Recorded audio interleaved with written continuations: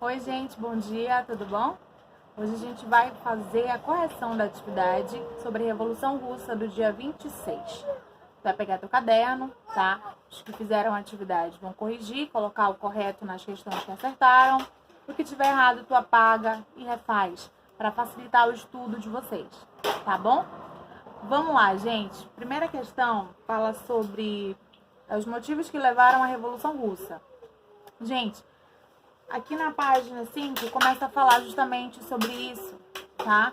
O atraso econômico que a Rússia estava passando, tá? O atraso econômico, o atraso político, tá? E isso fez, uma das causas, né? Que fez com que a Rússia começasse esse processo de revolução. Além do descaso por parte do czar Nicolau II com a sociedade, né? A maioria da sociedade estava marginalizada, né? E vivia de migalhas, né, do governo que priorizava as classes sociais mais altas. Tudo bem? E além disso, né, gente, a guerra. A Rússia entra em conflito com o Japão, perde a guerra. O Japão, que é um país muito menor que a Rússia, vence essa guerra e isso vai gerar um conflito, além da entrada da Rússia na Primeira Guerra Mundial, sem condições alguma, né, de permanecer nessa guerra. Então, todos esses são os fatores que contribuíram para a Revolução, tá bom? Domingo Sangrento, gente, página 6, também conhecido como ensaio geral, né? Acontece em 9 de janeiro de 1905, quando a população irá ao palácio do czar protestar e é recebida a balas, a tiros, né? E centenas de pessoas morrem naquele local. E esse foi chamado de Domingo Sangrento ou ensaio geral. Tudo bem? Vamos lá. Conselho dos Sovietes, também na página 6, tá? Justamente após o Domingo Sangrento, alguns líderes, né, que tinham ideias revolucionárias, entraram em contato com ideias marxistas revolucionárias, cria o Conselho dos Sovietes, né, que justamente é uma força de oposição ao czarismo, tá bom? Vamos lá. Quarta questão. De que forma Nicolau II tentou apaziguar as tensões após o ensaio geral?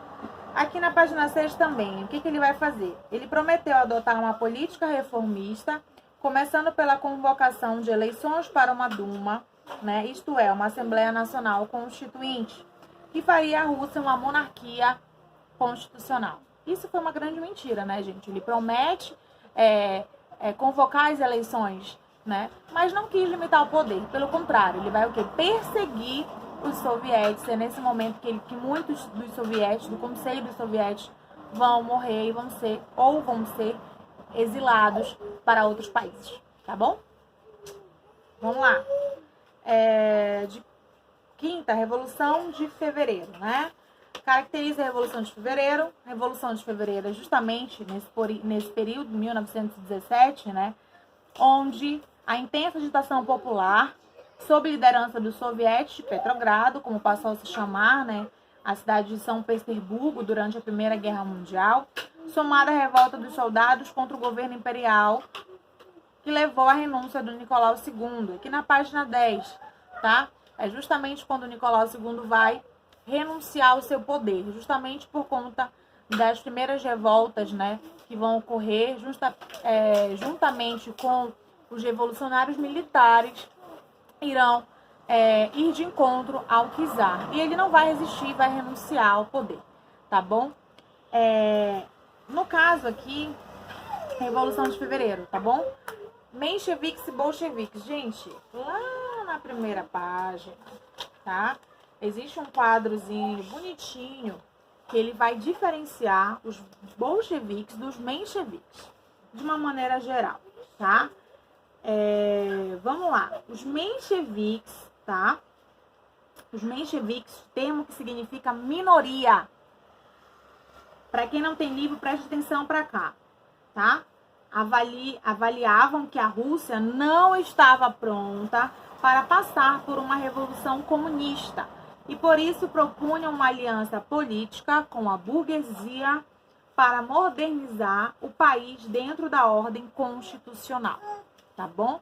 os mencheviques apoiavam, né, a ideia de uma ordem constitucional, onde a população ela vai se unir com a burguesia, tá? E governar, né, de acordo com a Constituição. Lembrem, eu falei para vocês que os mencheviques, eles eram a burguesia, né? E eles estavam com medo, né, de uma revolução onde o povo vai tomar o poder, porque provavelmente eles vão perder suas terras, suas posses, né? Então eles não queriam. E os bolcheviques, a grande maioria, né, sob liderança de Lenin, acreditavam que a revolução comunista poderia ocorrer se houvesse um partido suficientemente forte, organizado e capaz de liderar a população contra a velha ordem capitalista e imperial. Queriam que, através de ideias marxistas, alcançar o poder, né, dentro de uma revolução onde esses trabalhadores iriam ser o próprio poder, né, o poder na mão do povo, o poder na mão do proletariado, tá? Vamos lá. Próxima questão. Questão 7. Medida que contribui para a chegada de Lenin ao poder, né? Por que os mencheviques não conseguiram, após a Revolução de Fevereiro de 1917, por que esses mencheviques não conseguiram tomar esse poder? Porque não conseguiram continuar com o poder, porque eles estavam com o poder nas mãos. O grande problema é que, à medida que eles resolveram adotar e continuar, na verdade, foi deixar a Rússia na Primeira Guerra Mundial. Com todos os transtornos que a Rússia estava sofrendo, mesmo assim eles deixaram a Rússia na Primeira Guerra Mundial. Isso causou revolta para a população que não estava mais querendo que a Rússia continuasse nessa guerra por conta da grande crise política e econômica que a Rússia estava passando. Então os mencheviques, ao invés de retirar os russos da guerra, não, permaneceu na guerra. Isso vai fazer com que Lenin chegue ao poder com os bolcheviques, tá bom? Vamos lá. Oitava questão, Revolução de Outubro, página 10 também. Entre 24 a 25 de outubro de 1917, os bolcheviques, apoiados por setores do exército, ocupavam diversos prédios públicos, estações ferroviárias, postos e tudo mais. O governo deposto, carente de apoio popular, não teve como reagir, tá? Então, os bolcheviques tomaram o poder, tá? A força mesmo, e os mencheviques não tiveram como reagir, tá bom? Dessa forma aqui que foi tomado esse poder, tá? Vamos lá. Essa foi a Revolução de Outubro, tá? Onde os bolcheviques chegam ao poder, tá bom? E através disso, dessa revolução, eles vão institular algumas medidas para favorecer a população, entre elas a reforma agrária, eu falei para vocês, nessa Revolução de Outubro, né? Tirar as terras de pessoas que têm muitas terras para pessoas que não têm terras, tá bom? Vamos lá. Os motivos que levaram à guerra civil, gente, é óbvio que os mencheviques não iriam aceitar, né, os bolcheviques no poder, até porque eles estavam totalmente ameaçados, eles faziam parte da burguesia, né, dos donos das fábricas, de quem tinha o poder nas mãos e simplesmente foi retirado, tá? Então eles tinham medo dessa revolução tomar força e por isso ocorreu a guerra civil. Eles declararam guerra aos bolcheviques. E por conta disso, né, ocorreu todo aquele conflito em que os bolcheviques sairiam campeões. Tudo bem? Vamos lá. 10. Ideias marxistas, tá, meus amores? Como elas contribuíram para a Revolução Russa? Gente, Karl Marx, né, foi um dos filósofos mais importantes, criou essa ideia do comunismo, né, e através disso o povo vai o quê? Se alimentando, até porque as ideias marxistas, elas tinham uma relação com as ideias iluministas de igualdade, né, onde a população iria alcançar essa igualdade econômica. Então, isso vai trazer o quê? Um conforto para aquela população que está há muito tempo sofrendo com a desigualdade social.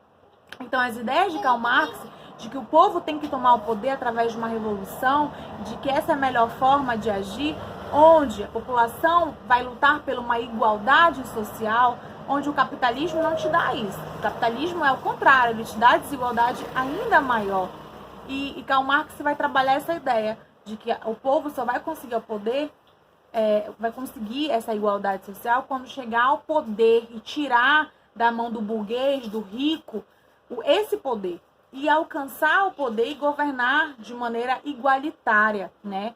Onde o Estado ele vai ter uma participação forte, mas o Estado é a própria população. O Estado é o trabalhador, o proletariado, né? E só através de uma revolução isso vai acontecer. Então, as ideias marxistas foram de fundamental importância, né? Já que foram a base da Revolução Russa. Beleza? Medidas econômicas adotadas por Lenin ao chegar ao poder, gente. Aqui na página 15, tá? Vamos lá. Lenin vai criar nova política econômica chamada de NEP, tá bom? A qual entrou em vigor em 1922 e foi aplicada até 1928. A NEP admitia a volta da iniciativa privada, do lucro e dos preços livres, especialmente nos setores destinados à produção dos bens de consumo não vulneráveis, tá? Então, algumas medidas aí vocês vão achar na página 15, justamente a criação da NEP, tá? Uma abertura política, um liberalismo político, justamente para alcançar a estabilidade econômica, e isso teve um êxito, tá, gente? Isso teve um êxito. O resultado da NEP foram muito positivos e ocorreu recuperações econômicas. Por fim, a última pergunta fala sobre o poder na mão de Stalin, algumas características. Stalin vai entrar em 1927 no poder, tá? E a partir daí vai criar os planos quinquenais, pondo fim à liberdade econômica e submetendo a economia a um rígido controle do Estado, que passava a elaborar planos de metas a serem aplicados a cada 5 anos. Tá? O Stalin vai governar de uma maneira autoritária, centralizada, totalitária, tá? E vai trazer grandes prejuízos à sociedade, tá bom? Gente, então é isso. Um beijo, fiquem com Deus. Tchau!